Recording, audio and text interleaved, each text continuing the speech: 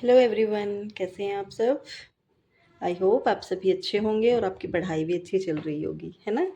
तो चलिए, हम लोग कर रहे थे अपना चैप्टर 1 रियल नंबर्स, ठीक है, जिसमें हम आज क्वेश्चन करने वाले हैं question number 5th and question number 6th। Question number 1 to 4 मैं आपको प्रीवियस वीडियोज़ में करा चुकी हूँ, ठीक है। तो चलिए, क्वेश्चन नंबर 5th में बोला है चेक वेदर 6 की power n can and with the digit 0 for any natural number n, ठीक है।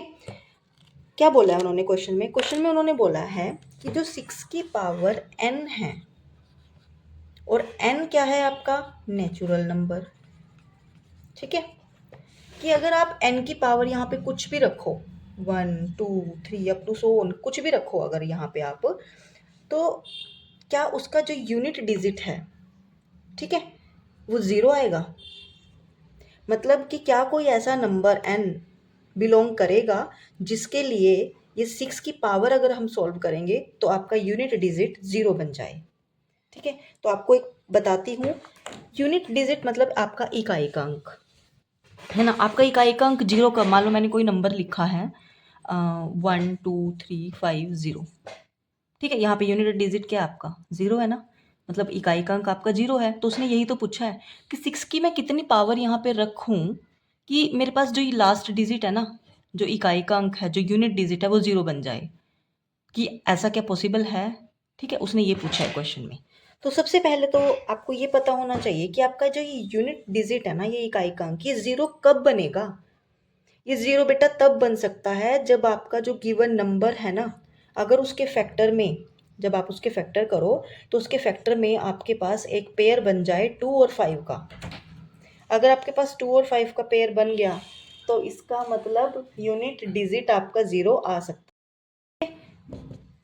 मैंने क्या बोला, मैंने ये बोला कि कभी भी कोई भी नंबर है, ठीक है, एनी नंबर जो भी आपको गिवन होगा, और आपको चेक करना होगा कि क्या उसके यूनिट डिजिट पे अगर हम उसकी पावर में कुछ रखें तो क्या वो ज़ीरो बनेगी। बेटा वो ज़ीरो तब बनेगी जब गिवन नंबर के फैक्टर में आपको एक पेयर 2 और 5 का मिल जाए, तो आपका यूनिट डिजिट ज़ीरो आ सकता है, ठीक है। तो चलिए हम चेक कर लेते हैं कि क्या 6 के फैक्टर्स में 2 और 5 का पेयर बनेगा। चलो देख लेते हैं।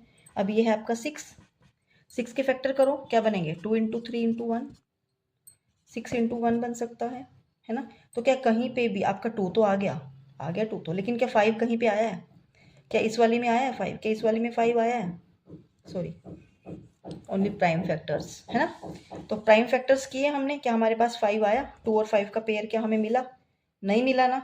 तो इसका मतलब क्या है कि आप यहाँ पे 6 की पावर n में n आप कोई भी नेचुरल नंबर ले लो, कोई भी ले लो आप, आपके यूनिट डिजिट पे कभी भी ज़ीरो नहीं आ सकता।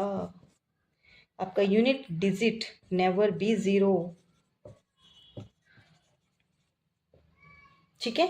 एक दूसरा एग्जांपल मैं आपको लेके चलती हूँ। चलो 10 ले लिया मैंने। अब आप बोलोगे मैम 10 में तो ऑलरेडी ज़ीरो है, इसको तो आप जितनी मर्जी इसकी पावर ले लो नेचुरल नंबर्स की, तो ऑब्वियस सी बात है 2 ले लो 4 ले लो, वो तो मैम ज़ीरो आएगा ही आएगा, क्योंकि इसके ऑलरेडी इसमें तो यूनिट डिजिट ज़ीरो है ना। तो चलो आप ही बताओ मेरे को कोई और नंबर ऐसा,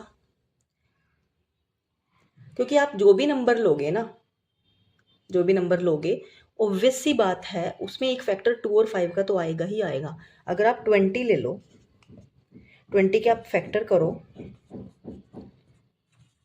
बन गए फैक्टर, तो एक पेयर तो आपका 2 और 5 का ज़रूर बनेगा, है ना। बन गया फैक्टर, 2 और 5 का पेयर आपको मिल गया, मतलब आप 20 की पावर अब नेचुरल नंबर, मतलब एनी नेचुरल नंबर आप कुछ भी ले लो, यूनिट डिजिट आपका हमेशा क्या आएगा ज़ीरो, ठीक है। तो उसने क्वेश्चन में पूछा था कि चेक करो कि क्या 6 की power n can and with the digit zero for any natural number. तो हमने प्रूव कर दिया, यस।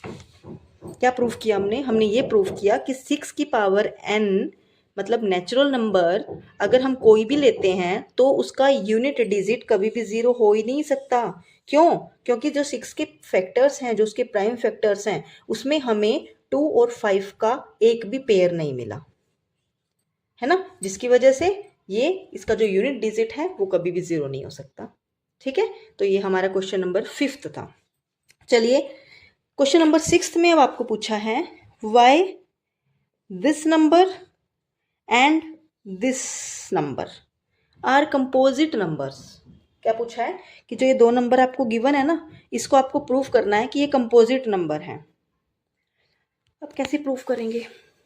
मैंने आपको अपनी वीडियो में बताया था, कंपोजिट नंबर में हमेशा क्या होता है, आपके मोर देन 2 फैक्टर्स होते हैं, है ना। क्या होते हैं आपके? More than 2 factor. अब यहाँ पे ना आपको एक चीज़ थोड़ी ध्यान में रखनी है। देखो 7 इंटू 11 इंटू 13, ये आपका एक नंबर आ गया। बीच में क्या आया? प्लस, ये आपका दूसरा नंबर आ गया। ऐसे यहाँ पे देख लेते हैं, 7 into 6 into 5 into 4 into 3 into 2 into 1, बीच में क्या आया? प्लस। मतलब ये नंबर अलग है एंड ये आपका अलग है। ठीक है, चलिए चेक करते हैं। मैंने लिया ये वाला first, 7 into 11 into 13 plus 13। Composite number और प्राइम नंबर में आपको एक चीज़ और याद रखनी है। वैसे तो आपको पता है कि फैक्टर्स की फॉर्म में तो आपको पता है कि अगर 2 फैक्टर्स हैं, वो नंबर खुद और 1, तो प्राइम नंबर है। अगर मोर देन 2 फैक्टर्स हैं तो कंपोजिट नंबर है ना। लेकिन अगर आपको इस फॉर्म में समथिंग कुछ दे दिया हो और जहाँ पे हमें कॉमन निकाल के क्वेश्चन को सॉल्व करना है, वहाँ पे हम क्या चीज़ याद रखेंगे, है ना। अब यहाँ पे तो आप फैक्टर्स का कुछ कर ही नहीं सकते हो। यहाँ पे कौन सा तरीका लगाओगे आप फैक्टर का? नहीं लगा सकते। तो यहाँ पे आपने क्या देखना है? देखो बेटा, प्राइम नंबर मैंने लिए 3 और 5 लिया मैंने, ठीक है। अब इस 3 और 5 में क्या चीज़ कॉमन है? इन दोनों में से आप क्या नंबर कॉमन ले सकते हो? 3 को लिख सकते हैं ऐसे, 5 को लिख सकते हैं ऐसे, तो कॉमन क्या है? 1, है ना। यानी कि जब भी हम प्राइम नंबर की बात करेंगे ना, 2 प्राइम नंबर्स की बात करेंगे, तो उसमें ऑलवेज जितना मर्जी बड़ा प्राइम नंबर आप ले लो, 2 प्राइम नंबर लेने हैं आपने, जितने मर्जी बड़े नंबर आप ले लो, उसमें हमेशा कॉमन सिर्फ 1 ही आएगा, चाहे आप जितना मर्जी बड़ा प्राइम नंबर ले रहे हो। ठीक है, जैसे मैंने अभी 3 5 लिया, आप 13 19 ले लो, है ना। तो कॉमन क्या आएगा? इन दोनों में सिर्फ 1 ही कॉमन आएगा। ठीक है, तो ये तो प्राइम नंबर की पहचान हो गई, है ना। अब कंपोजिट नंबर, प्राइम नंबर में तो सिर्फ 1 कॉमन आएगा। जब भी आपका दो नंबर में सिर्फ 1 कॉमन आ रहा है, इसका मतलब वो दोनों नंबर क्या है? आपके प्राइम नंबर हैं। लेकिन अगर 1 के अलावा आपका कुछ भी कॉमन आ गया ना, तो इसका मतलब क्या है कि वो नंबर क्या है? आपके कंपोजिट। वही हम यहाँ पे करने वाले हैं। ठीक है, तो चलिए देख लेते हैं। मैंने क्या बोला था कि ये अलग है, ये अलग है। अब इन दोनों में क्या कॉमन दिख रहा है आपको? 13 निकाला कॉमन, अंदर क्या बचा? यहाँ पे 7 इंटू 11 बचा यहाँ पे, तो इस वाली में प्लस 13 बाहर गया, बचा क्या? 1। अब इन दोनों नंबर में मैंने क्या बताया था आपको? यहाँ पे मैंने बताया था कि अगर आपका दो नंबर्स के बीच में कॉमन 1 के अलावा कोई और नंबर अगर कॉमन आ जाता है, तो इसका मतलब वो नंबर क्या है? कंपोजिट। अब देखो यहाँ पे कॉमन क्या आ गया आपका? 13। इन दोनों नंबर में 13 कॉमन है, तो इसका मतलब ये नंबर ऑब्वियस सी बात है कंपोजिट हुए। क्योंकि हमें तो ये पता है कि भाई अगर सिर्फ 1 कॉमन आता है तो नंबर प्राइम होते हैं। लेकिन यहाँ पे तो 1 के अलावा 13 आ गया कॉमन, तो इसका मतलब ये नंबर क्या है? कंपोजिट। ठीक है, चलो सेम ऐसे ये वाला करते हैं। 7 6 5 4 3 2 1 प्लस 5 निकालते हैं। कॉमन क्या निकलेगा? सॉरी यहाँ तक है ये, 5 कॉमन, तो अंदर क्या बचा? 7 6 5 तो कॉमन आ गया, 4 3 2 1 प्लस 5 कॉमन आया, तो बचा क्या यहाँ पे? 1। इसको ऐसे, ठीक है। तो अब देखो इन दोनों नंबर्स में कॉमन क्या आया? 5। मतलब 1 के अलावा कोई और नंबर कॉमन आ गया, तो इसका मतलब क्या हुआ? ये नंबर्स भी आपस में क्या हो गए? कंपोजिट। ठीक है, और अगर यहाँ पे सिर्फ 1 ही कॉमन आता, मान लो मैं यहाँ पे आपका ना लिख देती, करके दिखा रही हूँ जस्ट। मैंने यहाँ पे 8 लिख दिया, नहीं 8 भी नहीं आप लिख सकते हो, मैंने यहाँ पे लिखा 11। ठीक है, तो अब क्या इस नंबर में यहाँ तक है जो, और इस नंबर में क्या कुछ कॉमन आ रहा है? नहीं। क्या कॉमन आ रहा है? सिर्फ 1। तो इसका मतलब फिर ये नंबर प्राइम बन जाता आपका। ठीक है, लेकिन अभी सिर्फ ये क्या है? कंपोजिट नंबर, क्योंकि यहाँ पे आपका 5 था, 5 हमने कॉमन ले लिया, हमारे पास 1 के अलावा कोई और नंबर कॉमन आ गया, तो इसका मतलब ये नंबर क्या बन गया? आपका कंपोजिट। तो इस वीडियो में हमने सीखा, 2 चीज़ें सीख गए हो आप प्राइम और कंपोजिट के बारे में। सबसे पहला तो फैक्टर्स की फॉर्म में कि अगर आपके मोर देन 2 फैक्टर हैं तो नंबर कंपोजिट है। अगर आपके सिर्फ 2 ही फैक्टर्स आते हैं, एक तो वो नंबर खुद और एक 1, तो आपका नंबर क्या है? प्राइम। दूसरा हमने सीखा कि अगर हमें 2 नंबर गिवन है और आपको बताना है कि क्या वो नंबर प्राइम है या फिर वो कंपोजिट हैं, तो कंपोजिट कब आएंगे वो 2 नंबर? जब उनके बीच में कोई 1 को छोड़ के कोई भी नंबर कॉमन आ जाए, तो वो नंबर क्या होगा? कंपोजिट। लेकिन अगर उन दोनों नंबर के बीच में सिर्फ 1 ही कॉमन आए तो नंबर क्या होगा? प्राइम। थैंक्स फॉर वॉचिंग, और लाइक, शेयर एंड सब्सक्राइब करना तो मत ही भूलिएगा। Thank you, have a nice day. Hi everyone. तो चलिए आज हम अपना करने वाले हैं question number 7 of chapter 1 real numbers. क्योंकि हमने ये सीरीज स्टार्ट की हुई है मैथ्स की चैप्टर 1, तो चैप्टर 1 हमारा ऑलमोस्ट आज कंप्लीट हो जाएगा, है ना। This is our last question. इससे पहले हम क्वेश्चन नंबर 1 to 6 जो मेरी प्रीवियस वीडियोस हैं उसमें मैं कर चुकी हूँ, ठीक है। आप जाके वहाँ पे देख लेना। क्वेश्चन नंबर मतलब मैंने अच्छे से सॉल्व करवाया हुआ है विद एक्सप्लेनेशन। तो आज के हम इसमें करने वाले हैं हमारा क्वेश्चन नंबर 7, ठीक है। This is our last question. क्या है क्वेश्चन में, चलिए करते हैं रीड स्टेटमेंट को। There is a circular path around a sports field. Sonia takes 18 minutes to drive one round of the field, while Ravi takes 12 minutes for the same. Suppose they both start at the same point and the same time and go in same direction. After how many minutes will they meet again? Question में हमें बोला है हमारे पास दो हमारे player हैं, ठीक है, सोनिया एंड रवि। हमने क्या बनाया, एक सर्कुलर पाथ बनाया, ठीक है। हमने ये बनाया अपना सर्कुलर पाथ, ठीक है। ये हमारा मान लो यहाँ पे हमारा है स्टार्टिंग पॉइंट। ये मैंने फ्लैग सा बना दिया कुछ, क्योंकि ऐसे ही होता है ना जब हम लोग कहीं स्पोर्ट्स फील्ड में कहीं जाते हैं तो वहाँ पे सबसे जो पहले हमारा बना होता है वो फ्लैग, ठीक है। ड्राइंग पे मत जाना।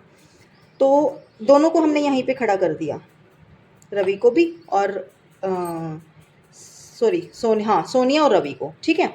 अब उन्होंने ये बोला है कि सोनिया तो लेती है 18 मिनट, मतलब इसी डायरेक्शन में हमने सेम डायरेक्शन में दोनों को चलाना है।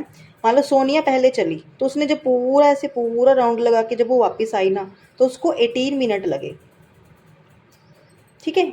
और जब हमने रवि चला उसी डायरेक्शन में रवि को चलाना है, सेम डायरेक्शन में रवि जब वापस घूम के आया तो उसको लगे कितने, 12 मिनट्स।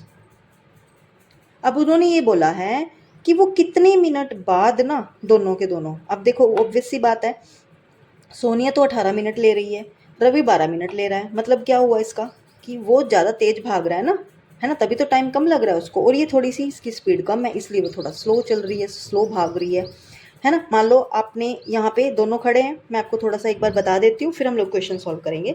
यहाँ पे दोनों बच्चे खड़े हैं हमारे, सोनिया भी और रवि भी। सोनिया और रवि दोनों ने स्टार्ट किया एक साथ, दोनों एक साथ स्टार्ट करेंगे यहाँ से।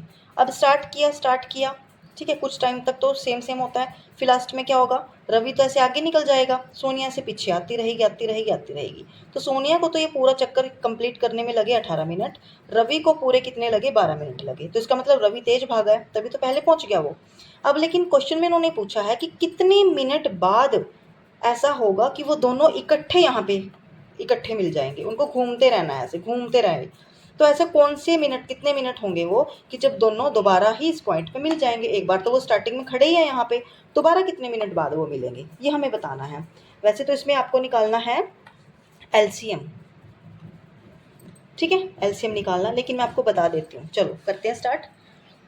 अब देखो सोनिया घूम रही है, चलो हम बताते हैं कि उसने एक राउंड लगाया, सोनिया की बात कर रहे हैं हम लोग, ठीक है। एक राउंड लगाया, कितने मिनट लिए उसने, 12 मिनट लिए, है 12 minutes she takes. Next second round में यहाँ पे आ गई वो, अब 12 मिनट कंप्लीट करके दोबारा फिर वो राउंड लगाएगी, दोबारा भी तो 12 मिनट ही लेगी। तो सेकंड राउंड में भी उसको कितना टाइम लगा, 12 मिनट्स, है ना। तो कितने हो गए, अब दो राउंड में उसके कितने हो गए, सेकंड राउंड में भी लिए तो उसने 12 है और पिछले वाले भी 12, तो कितने हो गए टोटल 24 मिनट्स। अगर पूछें कि दो राउंड लगाने में उसको कितना टाइम लगा, 24 मिनट्स, है ना। ऐसे ही अगर वो थर्ड राउंड लगाएगी तो कितना, इसमें 12 और ऐड कर दो, कितना आ जाएगा 36 मिनट, ठीक है। ये तो था सोनिया का। हम निकालते हैं अब रवि का। रवि कितना ले रहा है एक राउंड में, कितने मिनट्स ले रहा है वो, 18 मिनट्स ले रहा है वो, ठीक है, एक पूरा राउंड लगाने का। सेकेंड राउंड में कितने लेगा वो, 18 + 18 और कितने 36 हो जाएंगे, 36 मिनट्स। यहाँ पे भी 36 मिनट दोनों सेम बन गए। तो सोनिया ने तो 36 मिनट में कितने राउंड लगाए आपके, 3, वो सिर्फ 3 ही चक्कर लगा पाई इसके 36 मिनट में, 36 मिनट्स में 3 राउंड, है ना। और रवि ने कितने लगाए, 36 मिनट में ही 2 राउंड, है ना। तो ऐसा कौन सा मिनट आया जिस पे दोनों बराबर हो गए? 36 मिनट्स, यानी कि जब 36 मिनट पूरे हो जाएंगे उन्हें ऐसे घूमते घूमते, ठीक है, तो एक पॉइंट ऐसा आएगा कि वो दोबारा यहाँ पे मिल जाएंगे। अब ये तो था वैसे प्रैक्टिकली आपको सिर्फ समझाने के लिए, ठीक है। हमने करना कैसे है, हमने निकालना है इन दोनों का एलसीएम। तो करो प्राइम फैक्टराइजेशन। 2 6 3 1 निकालो अब 18 का। 2 9 18, 3 3 9, ठीक है। लिखते हैं फॉर्म में, क्या था 12, 2 इंटू 2 इंटू 3 इंटू 1। 18 के कैसे लिखेंगे हम? 2 इंटू 3 इंटू 3 इंटू 1। अब एलसीएम मैंने आपको बताया हुआ है कि लेना तो हमने कॉमन है लेकिन हाईएस्ट पावर में। यहाँ पे भी पावर 1, यहाँ पे पावर 1, यहाँ पे पावर 1, तो कितनी हो गई? यहाँ पे तो पावर 2 हो गई ना, है ना, 2 हो गई ना। तो एलसीएम में तो आपने वही लेनी है, हाईएस्ट पावर। ऐसे कर लो आप इसको, 2 है ना, तो एक बार लिखेंगे, मैंने एलसीएम में यही बताया हुआ है, ठीक है। उसको भी छोड़ो आप, पावर को। कॉमन क्या आया? 2, है ना, तो एक ही बार लिखते हैं। जब पेयर बनता है, 3 का पेयर बना तो एक ही बार लिखेंगे। अब जो नंबर बच गए भाई उनको लिख दो। ऊपर क्या बचा? 2, नीचे क्या बचा? 3। निकालो अब इसका एलसीएम, कितना आया? 6 3 12, 12 3 36। और यहाँ पे भी हमने यही निकाला था, है ना। तो इसका मतलब क्या हुआ कि 36 मिनट्स बाद वो दोनों राउंड लगा के वापस यहीं पे दोनों मिल जाएंगे, ठीक है। तो ये था हमारा आज का लास्ट क्वेश्चन, इस एक्सरसाइज का लास्ट क्वेश्चन 1.1 का, चैप्टर नंबर 1 का, ठीक है। तो आज हमारी 1.1 कंप्लीट हो गई है। फिर भी अगर आपको किसी भी क्वेश्चन में कोई डाउट है, ठीक है, आपने कुछ पूछना है, तो आप मेरे को कमेंट कर देना, ठीक है। मैं दोबारा उस क्वेश्चन को आपको रिवाइज करा दूंगी, ठीक है। फिर हम नेक्स्ट वीडियो में करेंगे अपना चैप्टर एक्सरसाइज स्टार्ट करेंगे 1.2। Till then bye bye, have a nice day, take care.